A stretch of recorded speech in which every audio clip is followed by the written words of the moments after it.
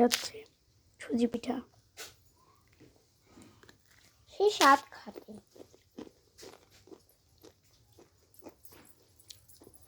একদিন এরা গোল করে দিয়েছিলাম বানাইছিলাম না আবার বলবো টেস্টি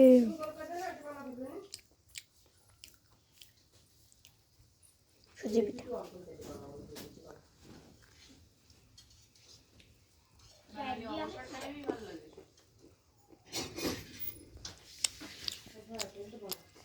ওই পিঠা বিস্কুট আমাকে না দেন রাখেন এই শুক্রবার তো আর শুক্রবার শেষে পারে একটু ফল জল না থাকি ওই ফুল আছে এই যেরকম ফুল আছে না করমা করমা হ্যাঁ